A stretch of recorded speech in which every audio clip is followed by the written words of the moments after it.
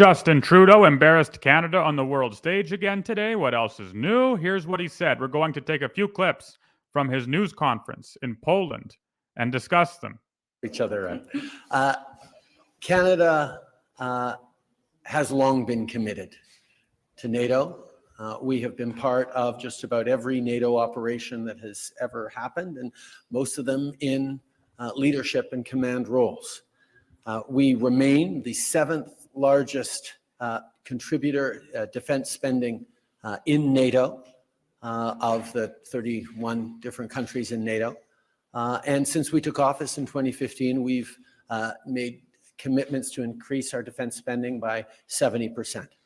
We know there is more to do, and we are doing it. We are purchasing 88 new F-35 fighter jets.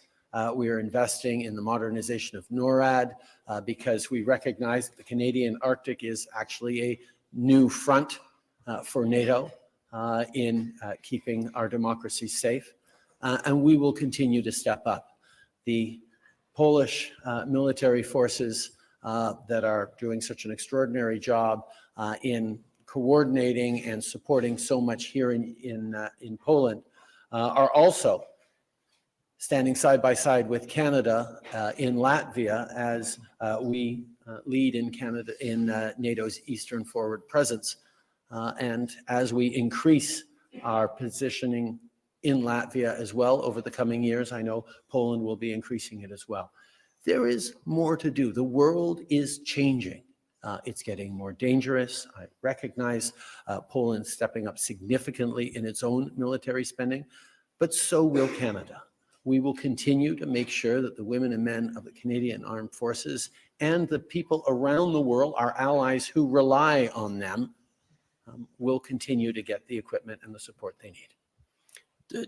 Okay, so the theme of my new book, Kingdom of Cain, in part is hypocrisy, and it talks about the hypocrisy of the radical left, how they say one thing, but then do exactly the opposite, how they promise to accomplish one goal and then see to ensure that such a goal is never, ever achieved. That's Trudeau. That's this man right here. He is, of course, facing pressure with regards to his spending on defense, both domestically and internationally, and rightfully so. The government really has one objective, and it's to protect its citizens. It's to protect its citizens from foreign invasion, from foreign attack. That is the purpose of the government, defense, at its most foundational level. And it's the one thing Trudeau refuses to do.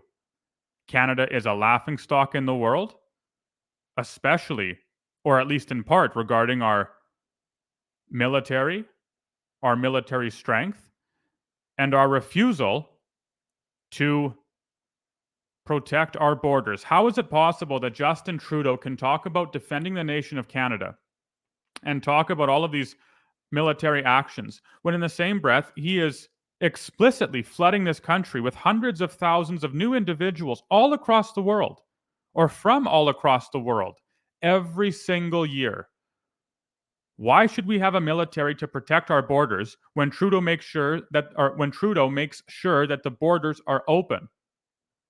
It doesn't make any sense at all. It's like hiring a security guard to protect your business and then making sure that the doors and gates are kept open at your business. And then you give the guard a command to not stop anyone who crosses over the gate or enters into the door. So we have here among our midst a perfect hypocrite. He is, as we've mentioned before, the political offspring of Caiaphas, of the high priest Caiaphas. He's just a modern Pharisee. That's who Trudeau is. And the entire world knows it. It's embarrassing. Everyone knows what sort of joke Trudeau is. Everyone knows how empty his promises are because he has failed to keep promise after promise after promise after promise. Do you feel safe with Trudeau in power? I don't, save for Jesus Christ. As a Christian, I know I'm safe.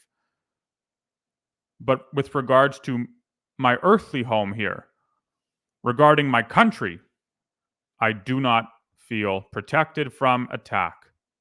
The attack itself is coming from Trudeau. Dziękuję bardzo. Kolejne No, pytanie. just Oh, one second. okay. I just need to answer quickly in French as well. Yeah, no, not going to listen to that. We speak English. But I will say that in all of our democracies, in every democracy around the world, we are seeing a rising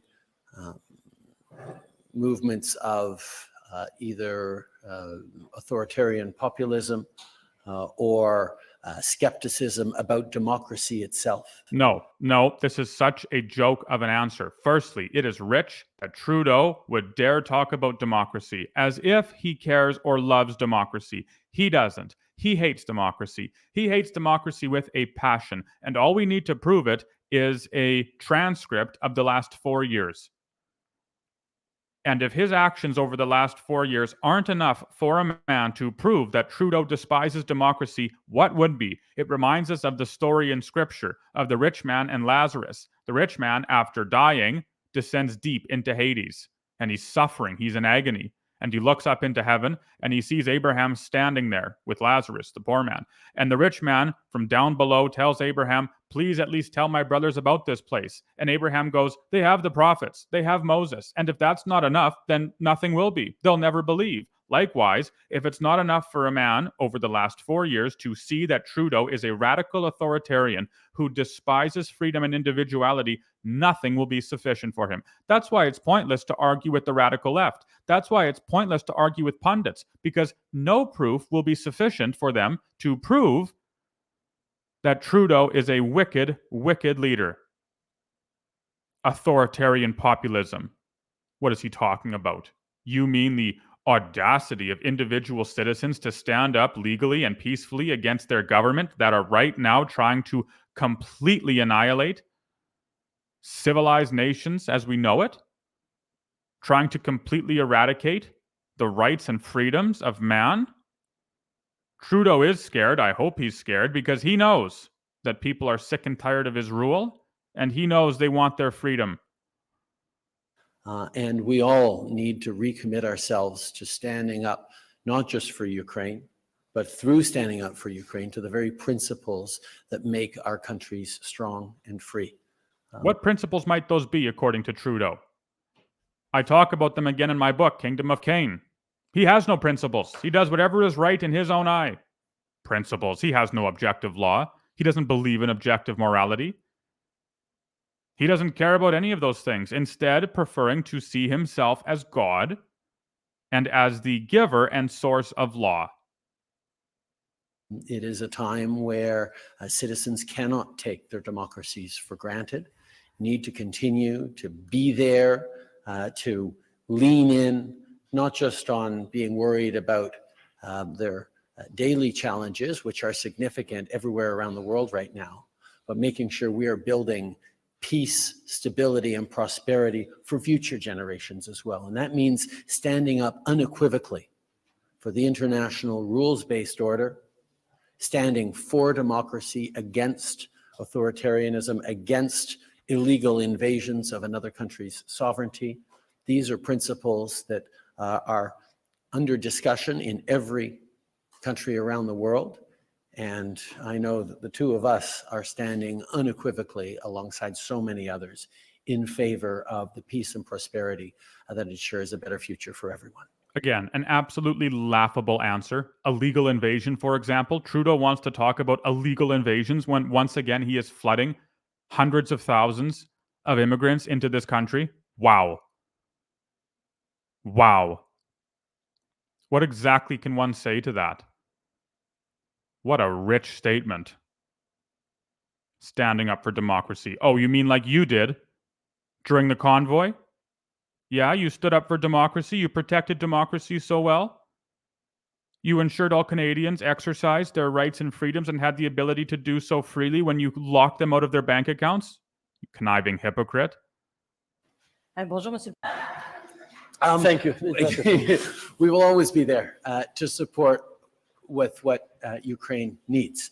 Our conversation. I don't want to listen to this. The slogan right now of Trudeau is supporting everyone except for Canadians. Here we have Canadians who can't feed themselves, they can't feed their children, they can't pay for groceries, they can't pay for gas, and yet we have billions and billions and billions and billions of dollars to send everywhere else in the entire world except here at home. Can we dare cut taxes? Oh, no. No, no, no, no. Because instead, we have to shovel off how much capital, how much money to other nations. It's disgraceful. The leader of a country is supposed to serve his country. But this leader, if we can hardly call him a leader at all, serves every country in the world except his own.